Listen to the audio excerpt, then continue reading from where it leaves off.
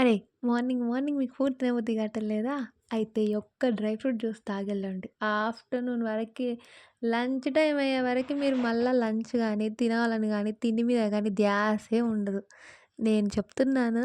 నేనైతే మార్నింగ్ తినాలంటే బద్ధకంరా నాకు. 10:30, 10:30 అయితేనే తిండి పోతది. లేదంటే తిండి పోదు. అదే చెప్తున్నా. నాలాగా చాలామందుంటారు గదా! కానీ చాలామంది ఇప్పుడు జాబ్‌కెళ్తారు. వాళ్ళు తినాలంటే కష్టం 10:30కి తినాలంటే. మిగతా వాళ్ళేమో స్కూల్స్ పిల్లలు, కాలేజ్ ఎళ్తా ఉంటారు. వాళ్ళకైతే పక్కా ప్రామిస్ జెప్తున్నా. ఈ ఒక్క డ్రై ఫ్రూట్ జ్యూస్ తాగిపోతే ఆఫ్టర్‌నూన్ వరకు మీకు ఆకలనేదే ఉండదు చెప్తున్నా. ఎలా అక్కా చేసుకునేది అంటే ప్రాసెస్ ఏముందిరా? అంటే ఒక్కళ్ళకి నేను ఇద్దరికి కలిపి చేస్తున్నా ఇక్కడ.